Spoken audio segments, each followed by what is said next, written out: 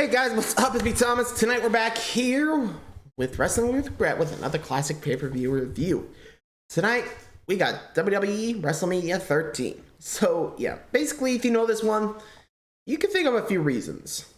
Well, mostly because of the Bret and Steve Austin match. This ought to be fun. So without any further ado, see if this was really a one-act show. Be sure to like, subscribe for more. Hope you enjoy. Let's go. WrestleMania is the biggest event of the world! What? Sid?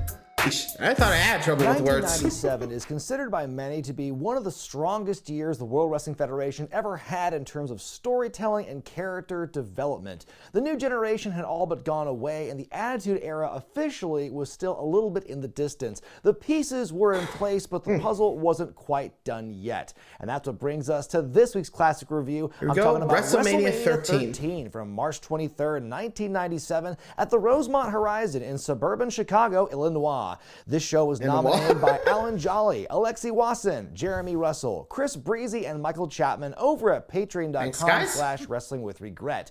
This show carries the unique distinction of being the least purchased WrestleMania of all time. Only 237,000 buys in the pre-network era makes it the lowest number. Like I said, definitely a rebuilding period in the company at this point, but that rebuilding phase is almost complete. One more thing worth talking about before Mania 13 was the famous ECW invasion of February 97. It was on Raw where a ragtag group of ECW guys led by Paul Heyman came to have some moments and matches on Raw that would help promote their upcoming first pay-per-view, Barely Legal. Obviously, it's a very that nearly got canceled, ironically. ECW helped lend a lot of legitimacy and credibility to them by showing up on Federation programming, but watching these episodes back and seeing the ECW wrestlers, I'm honestly not very impressed by this display. If I was new to ECW and had never heard of them, I don't think this would help me become a fan of theirs, let's just say. And you know how I love the overly done pros in these WrestleMania hype packages, but this one's great and actually does a really good job kind of like setting the stage for what's to come in the very near future for the WWF. How it talks about how WrestleMania is usually a magical night where dreams become reality, but this year a tempest engulfs utopia. Clouds of hatred and anger have shed darkness upon the gods. I love the fact that WrestleMania is supposed to be a utopia. Also tells you how invested they are in the main event when the match with Bret Hart and Steve Austin gets higher billing in that hype package. 18,197 folks in attendance here. They knew what they had. McMahon, Jerry Lawler, and Jim Ross calling the action. It's Vince McMahon's final WrestleMania on commentary. The show begins with a four-way elimination tag match as the Godwins, the Headbangers, the New Blackjacks, and Doug Furnas and Phil LaFon do battle here. Furnas and LaFon, better known as the Can-Am Express, they were a really big deal in Japan, specifically All Japan Pro Wrestling, before making it over to the States. They had a brief run in ECW before they came to the Federation in the fall of the previous year. Hey, remember the Blackjacks in the 70s? Well, here are the new Blackjacks. Wyndham and Bradshaw sporting only the greatest mustaches of all time. I think it's kind of a cool gimmick for Bradshaw here, as he's still relatively young in his career. It's going to be a nice kind of association for him. Less so, I feel, for Barry Windham, even though he is related to one of the original Blackjacks, so that connection is there. I just think that like they rarely let Barry Windham just be Barry Windham when he was in the Federation. It was always some weird too much of his father's legacy there, Henry Godwin and Blackjack Bradshaw. Big clothesline by Henry, who JR says is full of grits. Bradshaw working over Thrasher for a minute. He tags in Henry Godwin, then hits Henry, then leaves, okay? Both Headbangers are suddenly the legal men, but they just do a little bit of moshing instead of fighting. Phil LaFon getting some neat stuff off here. Doug Furnas with a nice Hurricane Rana on Wyndham. Barry catches him in midair later and just slams him. Very cool. Furnas goes to suplex Bradshaw into the ring. Wyndham with the assist, causing Bradshaw to suplex Doug out. Oh my goodness. During the outside fracas, though, Bradshaw just shoves the referee and the Blackjacks are DQ'd. Furnas and LaFon also get counted out at the same time, so we are immediately down to the Godwins versus Headbangers. Phineas and Thrasher just spit on each other, then start swinging, as you do. Henry and Mosh both tumble out of the ring. Mosh drops Henry's throat on the ropes. Nice dive by Mosh, then a rocket launcher to the outside. Thrasher going for a moonsault, but gets none of it. No dice. Phineas is tagged in and goes on a run. A slop drop attempt. Chaos erupts. Then in the madness, Mosh hits the stage dive off the top onto Phineas for the win. And the Headbangers win. 1.5 stars out of 5. Not a great way to start off a WrestleMania. Couldn't the last two teams have been the Can-Am Express and the Blackjacks? Because I like their stuff a lot better than most of what we saw in the second half with the Headbangers and the Godwins. Yeah, I'll be real. I'm with them. I was just way too, like, trying to find the right word. Just chaotic. I mean, not in the good way, by the way. Also, yeah, wrong team won. Sorry, Headbangers. You may be iconic, but, honestly, I think I would have seen Can-Am in, Blackjacks would have been cooler. Yeah. What are you gonna do, right? Anyway, Honky Tonk Man's out. Let's see what he's doing. Next, the Honky Tonk Man sings and sweats his way to the commentary table because he's scouting for a protege. And Billy, Captain Lou Albano's feeling good and feeling fine, probably feeling a little tipsy, sitting next to Golden Boy Arnold Skoland. I think Lou's already been to the cocktail party.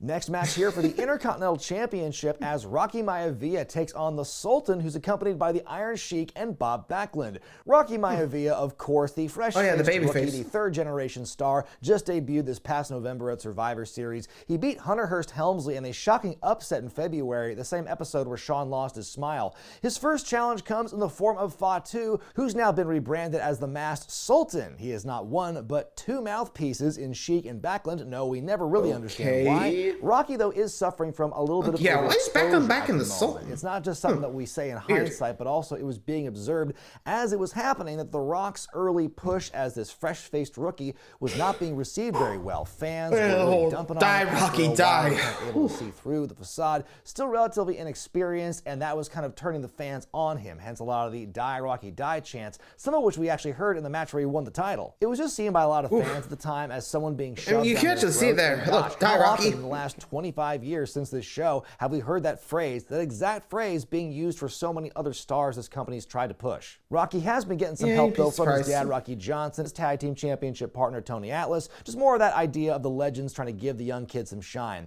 Rocky tries to conduct the crowd into a chant for him at the beginning, doesn't really work. Rocky's off to a strong start though, laying in some strikes and forcing the Sultan to powder. On the outside, Rocky hits the ring post by mistake, Honky loudly berating Rocky throughout the entire match. Rocky tries fighting back, but the Sultan hits a sloppy goozle. Lots of lackadaisical covers by the Sultan in this match. Rock continuing to get dominated. Big diving headbutt by the Sultan. Sultan follows up with a big belly-to-belly suplex. Maivia fights out of the chin lock, hits a clothesline. We get a double down. Maivia fights back with a drop kick and a belly-to-belly of his own. A float over DDT. The fans are booing a little bit as Rocky goes to the top and hits his finisher at the time, the flying cross body. The Iron Sheik gets on the apron to distract the referee. Sultan with a pile driver. We get a kick out. Rocky with a surprise roll up, the pin, and the win. Tale as old as time. He gets a post-match interview with JR, but then gets jumped by the Sultan. Everyone's beating on him. Sheiky Baby's making him humble when Rocky Johnson shows up to save his son, and after a bit more of a skirmish, Rocky recovers. He makes the Sultan leave the ring, slamming the Sheik. Then Rocky Johnson does a slam to the Sheik as well. I'll give it 2 stars out of 5. You know, it was a competently done match. So that's how he went through it, huh? Wrong with it, but the fact is, it's still a very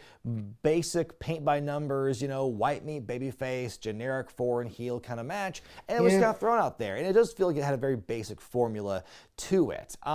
Even without the power of hindsight, you can tell that kind of falls that formula. Maivia down here. The Rocky Maivia experiment was not working, and even to their best efforts. I mean, Bruce Pritchard said as much in his podcast. The Sultan was created as an opponent for The Rock. It was, hey, we're trying to get Rocky over, and hey, let's just make this generic, foreign heel for the fans to boo, and let's throw on Mr. Backlund and the Iron Sheik, these heat magnets on him as well. And it didn't quite work the way they were really expecting it to. Obviously, we do know with the power of hindsight, everything's going to work out just hunky-dory for Rocky Maivia. But yeah, this was a rough time for him to be sure. Todd Pettengill. Yeah, it's true. I mean, as we all know, it would take a heel turn and joining the Nation of Domination to actually get there. Though, gonna have to check to see when he joined, because I don't remember off the top of my head. But I'm curious, because frankly, like I said, I'm not sure if it happened this year, but I know it happened sooner or later, but...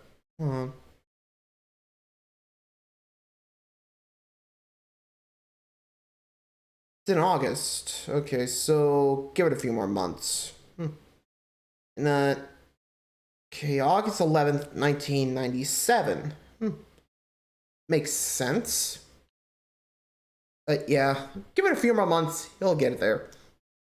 Well, I'm not sure what was the catalyst of him, like, you know what, screw it, I'm going heel. Honestly, if it happened like after the Raw, after WrestleMania, I'd probably believe here, but nope, apparently not. Yeesh. Anyway, Ken's back. Backstage interviewing UFC star Ken Shamrock. He's the guest referee for tonight's submission match. The show recap of what happened on Raw the previous week when Billy Gunn tried to challenge Ken for some reason and he paid for it. Shamrock's asked about what Hart and Austin have said about him in recent weeks and says he will not be intimidated. Elsewhere, Doc Hendricks is interviewing Hunter Hearst Helmsley and this bionic mystery woman he's been hanging out with. What is the relationship between her and Helmsley? Hunter referring to Chyna by name for the first time in this promo here. He's asked about his match with Goldust. He says that he will win, but that Marlena will be the biggest loser tonight for turning him down and that she better run from Chyna. So in our next match, Hunter Hearst Helmsley with Chyna in his corners taking on Goldust. So Triple H and Goldust. Okay. Goldust has turned babyface in this rivalry and he's making sure to let everyone know, hey, he's not gay, y'all. Last month these two were fighting in your house and that was the first time we saw Chyna as she hopped the barricade and threw Marlena around like a rag doll. This crazy visual here of Chyna's debut. The match begins. Goldust holds down on the R button, then presses B to start out with a clothesline. He does some corner punches. He spits on Chyna. What the hell, everyone? H gets caught up in the ropes and allows him to get violently booped in the snoot by Goldust. Hunter comes back with a drop to the knee, but Goldust responds with a snap power slam. Superplex is teased, but Goldust drops down to the floor instead. Helmsley takes over, laying in some chops. I wonder if that was a botch. The abdominal stretch locked in for a while. And oh my God, at this point, it's hard for me to ignore the commentary directed toward Chyna throughout this match. It's just very much what you would expect Jerry Lawler to say about pre-plastic surgery Chyna. Go, oh my God, is she a man? She's so ugly. Like even Jim Ross kind of chimes in occasionally, kind of alluding to her having a horse face. It's just really terrible stuff. Goldust keeps trying to come back. Eventually, both guys collide and go down. Well. Triple H going up top with a flying nothing, but then eats a hip attack, which I'm not sure I've ever seen done as a counter before. Goldust fires up, hits the big bulldog, we get a 2 count.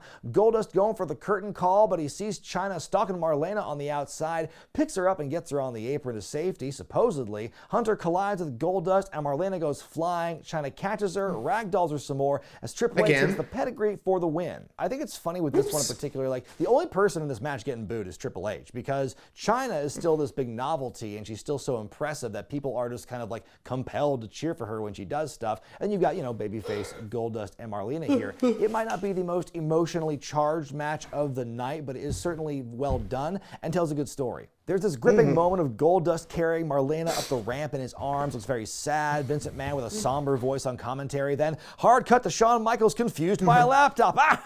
Pal. It's part of his never-ending war with technology, by the way. Up next for the tag team titles, Owen Hart and the British Bulldog defend against the freakish pair of Vader and Mankind. Mankind, of course, debuted just after WrestleMania 12, entered a lengthy feud with The Undertaker upon debuting, and of course, part of that storyline saw Paul Bearer turn on Taker to join up with Mankind, and then, of course, Bearer would pick up Vader's services at the Royal Rumble. Also worth pointing out that Mick Foley is apparently working with a pretty hurt back here during this matchup. Really? I'll tell you what, Bulldog might have 2 belts, but Owen's got 2 Slammies. This is just all part of a longer storyline between these two where it seemed that these guys, Owen and Bulldog, the partners that don't get along. Their tag team was getting broken up because they were arguing over who the real leader, the captain of the team was going to be. There had been some miscommunication, some cost pinfalls and everything. We saw on a tour of Germany, Bulldog beat Owen in a terrific match for him to become the first European champion. This, of course, is while they're still tag team champions. They also fired their manager, Clarence Mason, who was double dipping with the Nation at the time, and every time the announcers try and bring up the tension between Owen and Bulldog, both of them just shoot the announcers down. So, oh, you're trying to stir the pot. There's nothing going on here. But of course, Owen is still chiming in like, I'm the captain. JR catching him on the ramp, and there he is trying to stir that pot some more. Vader starts off with some clubbing blows in the early going, showing his power, but taking too much time. Bulldog stops the Vader bomb from happening. Then Mankind enters. Bulldog hits them with a double clothesline. Then Owen hits them with a drop kick. Who's the face Bulldog here? with a nice stalling vertical suplex on Mankind. Then he suplexes Vader as well. Bulldog's dumped to the outside, and as he's fighting Mankind, hits him with the urn. Vader working over Bulldog in the ring. He gets a splash, and there's a kick out. Davey Boy catching Vader in midair with a slam.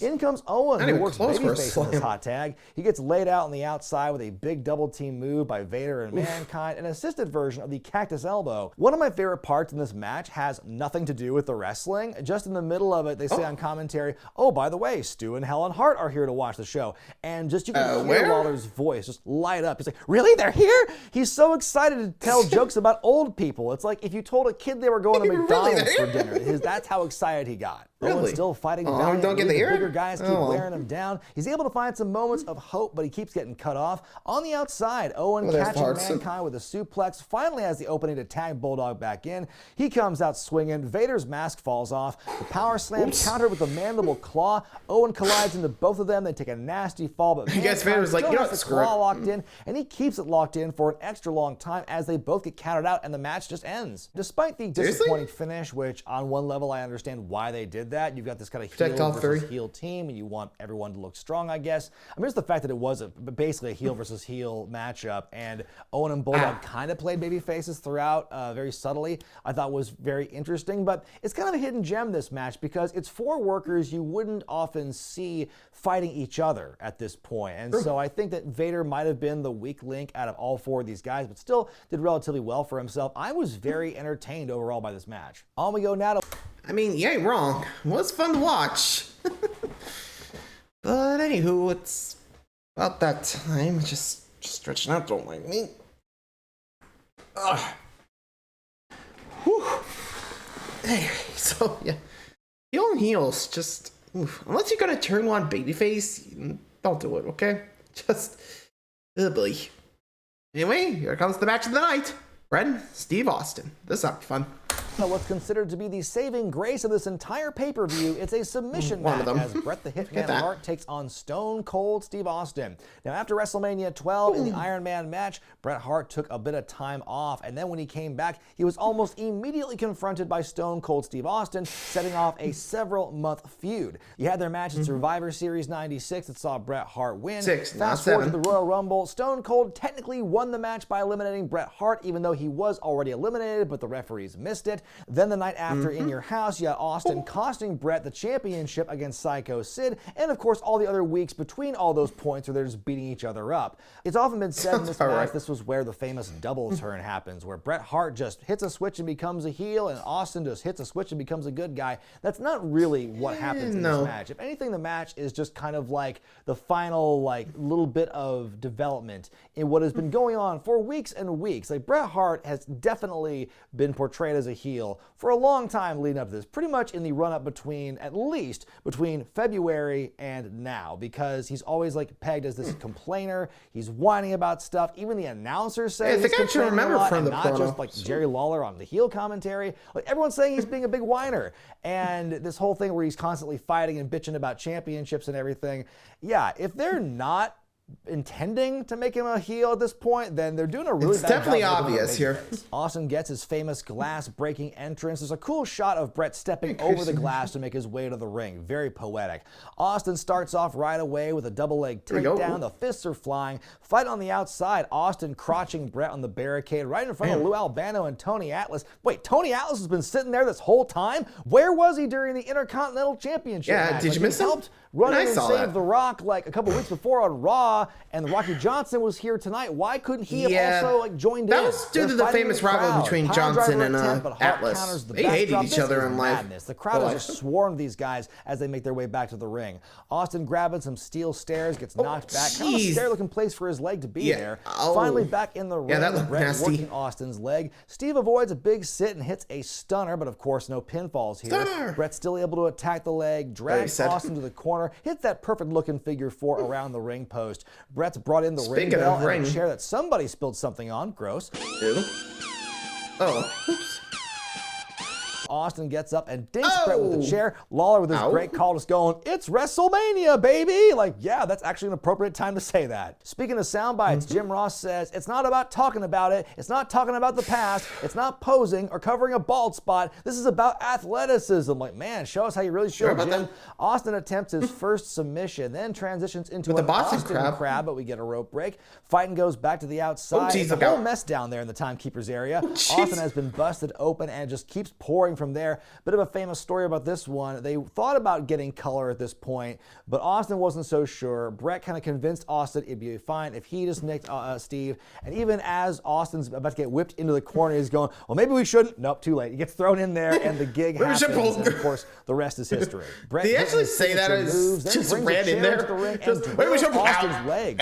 Steve getting a second wind and starts beating the hell out of Bret. The crowd is at a fever pitch at this point. Austin grabs some cord, starts to choke Bret with it. Bret dinks him with the ring bell. Sharpshooter applied. More like just plywood side of the bell, not bloody the actual. Face, screaming in pain. What an iconic shot there. Tries to fight out of the hold, but Bret holds on. Austin passes out, and Ken Shamrock stopping the match.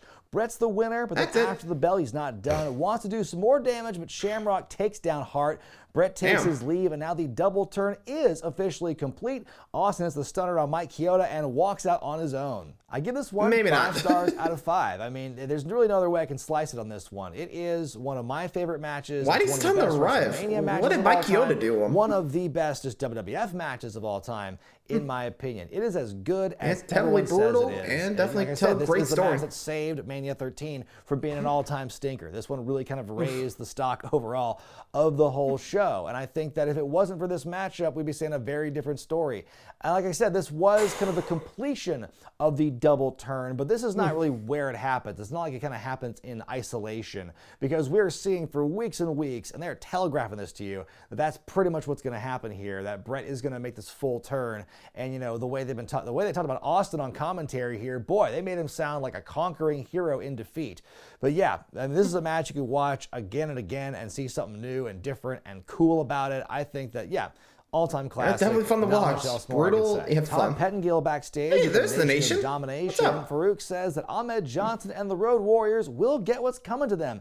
And now we go to this, as these poor bastards are trying to follow what we just saw in Hart and Austin with a Chicago street fight, as the Nation, that is Farouk, Crush, and Savio Vega, take on Ahmed Johnson and the Legion of Doom. Ahmed's been feuding with Farouk ever since the latter debuted in 1996, but kidney problems and injuries have prolonged this angle for a good old long time. In part of the build, Ahmed has recruited the recently returned LOD, and that brings us to this matchup. The Nation of Domination coming out in full force, along with a rap by PG-13, that's JC Ice and Wolfie D. They brought everything but the kitchen sink to the arena. Well, the LOD brought that as well. Ahmed also has the spiky shoulder pads in the entrance, which is a pretty darn cool moment. Side note, there was a bit of a disagreement between Road Warrior Animal and Ahmed Johnson over their shoulder pads. Animal had claimed that Ahmed had stolen them after the show, whereas Ahmed says that Hawk had gifted them to him afterward. And we may never know the full truth of that, but that was a bit of a controversy surrounding those shoulder pads. The fighting begins in earnest. When do you make those claims? I'm curious takes some damage, as do D'Lo, Brown, and PG-13. Even Clarence Mason gets decked. Ahmed does a somersault plancha over the barricade, then another flying tackle on the way back in. It's an all-out cluster in the best way possible here. Animal tries to pile drive Farouk on this skinny, wobbly table, then he just kind of stops himself, and they both go tumbling down. Like, what happened? I wonder why. Fire extinguisher comes out. Nervous? Hawk swings a 2x4. He misses. It bounces up in the air, and he catches it, which he looks very surprised that he did that. The Nation takes over. They throw Hawk into a road sign. Ahmed slamming Farouk through a table. At one point, the Nation using a noose on Ahmed, which is kind of awkward. Ahmed's able to get out of it, though. He takes D'Lo to Dick Kick City. Farouk now lynching Hawk for a bit, so now it's a different kind of awkward. Camera almost missing Farouk, yoinked off the turnbuckle. Which apparently led to a separated shoulder and even some injured ribs, putting him out of action for nearly 2 months. Now Farouk gets the news. Hawk sprays Crush the fire extinguisher. That wakes the crowd again outside. Doomsday device on Crush. Ahmed grabbing the 2x4 from JC Ice. They lay out Crush with it for the win. More fighting after the bell, but Ahmed hits D'Lo with the Pearl River plunge. PG-13 each hit with a Doomsday device, so the fans are very happy about this. I give this one 3 stars Yeah, out of 5. 3 stars. It was definitely rating fun. Doesn't really tell the whole story of this one. I think that if you just watch this as a fan and just see this match as a big gimmicky street fight with a lot of weapons and chaos, Haven't lived it is to it. mostly a lot of fun Yeah, to that watch. news. The new stuff aside, everything else. Yeah, pretty not fun the best idea. Back in February, Shawn Michaels lost his smile and hurt his knee at the same time, but now what knee injury? Shawn showing up to join the announce team for this main event gets his whole dang entrance here. The Todd stayed backstage with the champion Psycho Sid. WrestleMania is the biggest event of the world. He shouts and he whispers a bunch of nonsense, reiterating that he is the master and the ruler of the world. And now we go to the main event, which you heard me talk about in a recent countdown on this channel. It's for the WWF Championship as Psycho Sid defends against the Undertaker. Because Shawn relinquished the championship, the winner of the Final 4 match in Your House would become the new champion. Bret won that match, and the next night on Raw, as I mentioned, Sid beat him for it after Stone Cold kept meddling in Bret's business. Taker had the title match at Mania regardless, since he was the runner-up in that 4-way match in February. He got pinned by Bret. Bret Hart shows up. He grabs the microphone, calls out Shawn Michaels for what he calls a pussyfoot injury, telling him to find his smile. He tells the Undertaker that he and him are no longer friends. He calls Sid a fraud champion. He's basically Scarface from Half-Baked, what are you doing? Fuck you, fuck you, fuck you, and then he's powerbombed by Sid, you. who tells him to get his ass out of the ring. Taker finally strikes first. The match is underway. Starts out strong, but Sid catches him in a bear hug. He pushes him out of the ring, then backward into the Spanish announce table. Note all that white powder from all the fire extinguisher spray from earlier. Vince saying in the commentary, and apparently I've just been told that this match is a no-holds-barred match because the wrestlers asked Gorilla Monsoon for it. Yes, that's the ticket. Sid with the camel clutch on Taker. Before they came out? Coming back, but Sid with a power slam works over the dead man a bit longer, but he comes back with that flying lariat. They make their way to the outside, over the barricade and back. Sid wearing Taker down with a chin lock, but he starts fighting back. The dreaded lengthy shoulder claw to the heel. Yeah. Sid comes back, we get the double boot. Sid jumping off the second rope a couple of times with success. Goes for a third, but Taker intercepts it. Taker drops Sid first on the top turnbuckle, slams him off the top, super lariat. Sid reversing the tombstone attempt, hits a nasty looking one of his own. Still not enough. Back on the outside now, and here's Bret Hart, who attacks Sid with the chair. He's pulled away again. Taker hits a choke slam. Who came up with the idea? Sid avoids the running attack, wants to go for the power bomb, but here's old Bret Hart again. He drops Sid on go the away. rope. Taker gets him up and down for the tombstone, and that's the match. Taker winning his first WWF title in 5 years. Crowd's loving this as he celebrates the title, pointing at the fans, saying, "This is for you." He poses as the show wraps up. I'm going to give it 1.5 stars out of 5. I'm glad the crowd enjoyed it at the end, but me watching this back, even watching it a second time, because I watched this when I was ranking my Undertaker WrestleMania matches, this is a slow match with not a lot going for it. And I think also the constant interfering from Bret Hart also makes it a tough match to get through. And it's also not a great win for the Undertaker, because Bret directly helps Taker win the championship. So pretty much, just, Bret, what the hell are you doing? All around, and I just think it's not the strongest main event. Again, their hands were tied. A lot of creative shakeups because of Shawn Michaels relinquishing the belt. I understand that, but I mean, what we got in this match, this main event, it just wasn't it for me. My grade for WrestleMania 13 is a C+.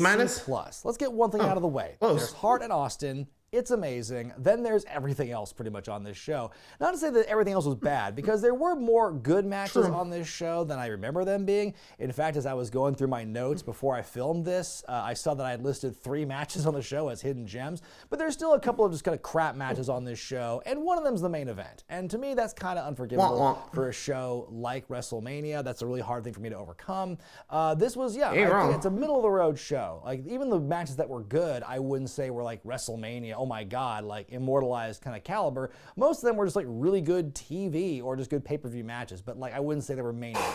Of course, after the show, Bret Hart would help patch things up between his brother Owen and Davey Boy, and along with Jim Neidhart, would reform the Hart Foundation and become the dominant stable of 1997. Meanwhile, The Undertaker would resume his feud with Paul Bearer, and soon the beginnings of the Kane storyline would begin to take shape. And of course, don't forget about the continuing rise of the Texas Rattlesnake. But what did you think of Mania 13, folks? I want to hear about it in the comment section. Yeah, there were some definite good ones. Give the video a thumbs up if you like it. Subscribe to Wrestling with Regret and click that little bell to get all the notifications, including in 2 weeks when I have the latest classic pay-per-view review going back to WrestleMania. The next WrestleMania, of course, that's the one where the Austin era begins, and we can't count out Mike Tyson. I'm talking about WrestleMania 14. Yeah, that's going to be the next one. So, yeah, WrestleMania 14's up next. Going back to 13. Yeah, Austin Hart, that's a classic. There are actually some good ones. You know, the tag team match, like, whew, that was interesting.